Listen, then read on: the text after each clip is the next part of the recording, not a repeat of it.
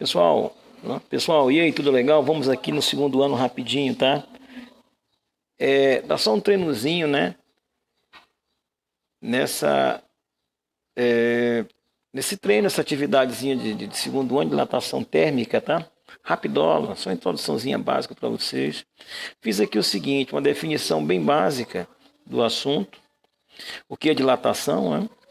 A dilatação, na verdade, a dilatação é o aumento do volume de um corpo sem que ele receba qualquer acréscimo de material. Quer dizer, esse acréscimo de material se refere principalmente ao aumento da quantidade de átomos, né?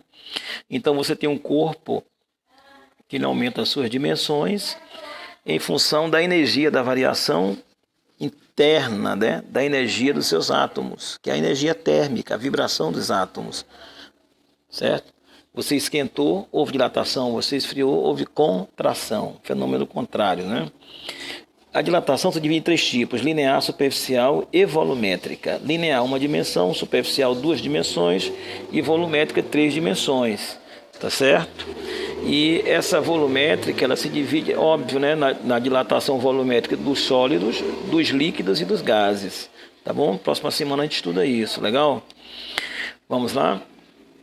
Um bom exemplo, pessoal, sobre o que acontece na dilatação dos materiais são as chamadas juntas de dilatação. Olha aqui, você vê no asfalto isso, né? Você vê nas pontes, né? São as juntas de dilatação.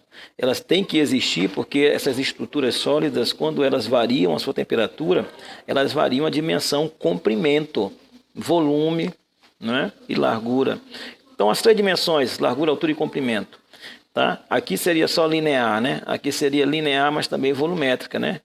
Beleza? Porque uma ponte dessa ela tem três dimensões. Aqui a gente considera só a dimensão comprimento. Então, na hora que dilata e esquenta, eles se aproximam. Na hora que esfria, eles se distanciam.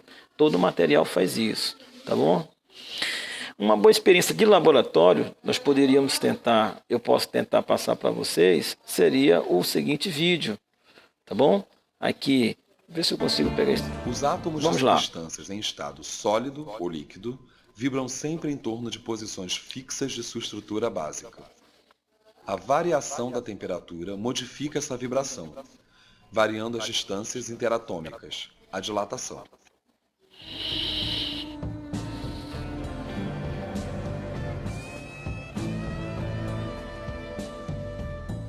Uma fonte térmica, a velhinha.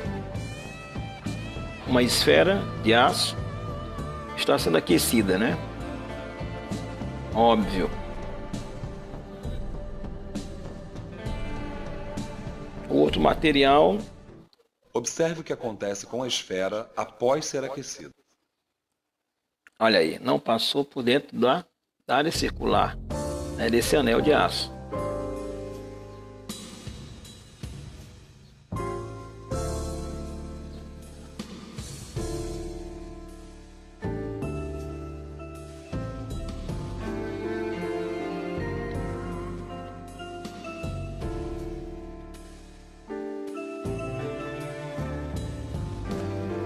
Papel alumínio, tá?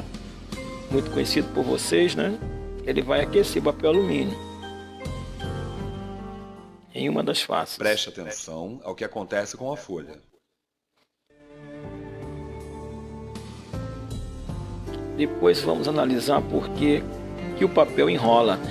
Olha aí, ele enrola para cima, contra a gravidade, claro.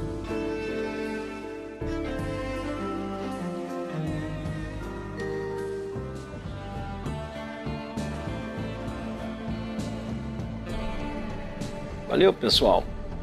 Então, que legal, né? Os átomos de substâncias em...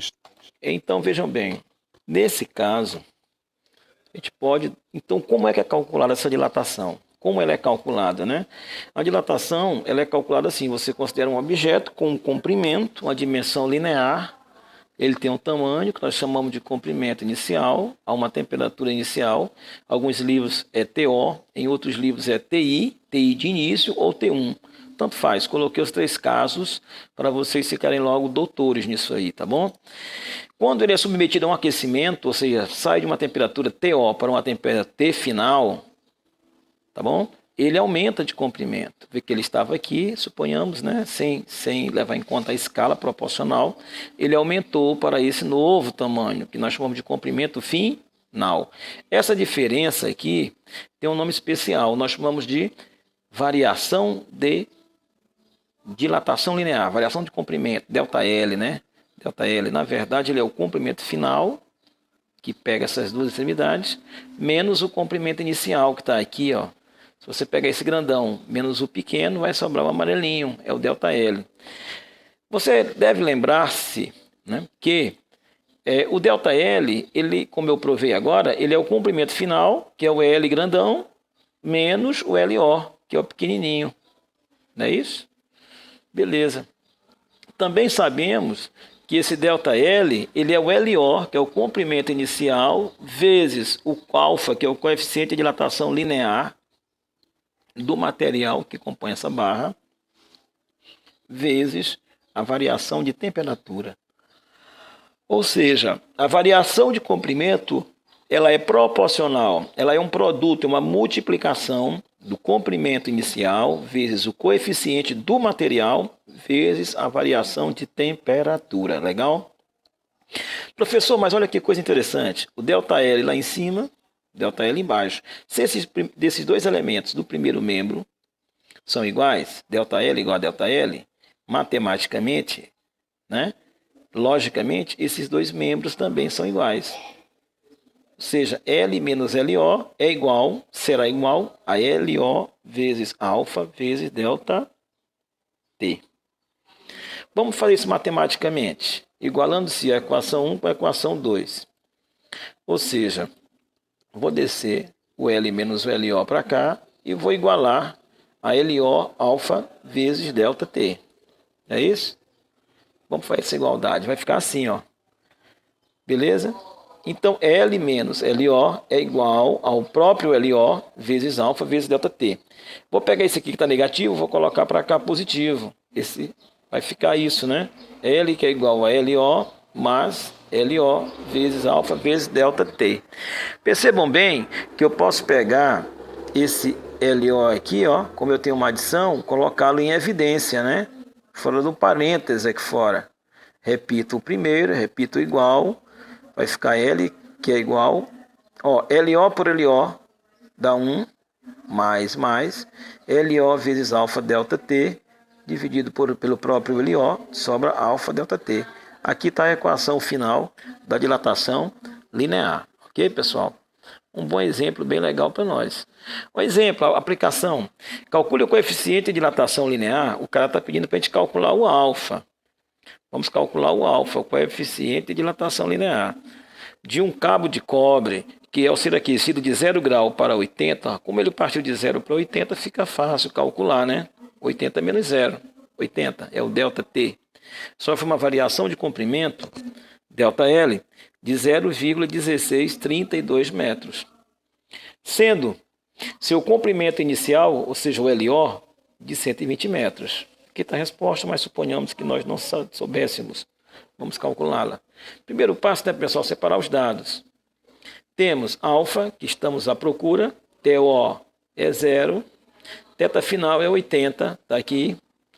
Tá? ΔL, 0,1632 metros, e o LO, 120, que está aqui. Beleza? Fórmula, né? ΔL, que é igual a LO vezes alfa ΔT. Quem é ΔL? Está aqui, ó, 0,1632. Mas para ficar mais fácil, podemos fazer o seguinte. Como nós queremos saber o alfa, vamos isolá-lo no primeiro membro. Quem está multiplicando aqui o alfa, ó, vem para cá, dividindo o ΔL. Vai ficar assim, né?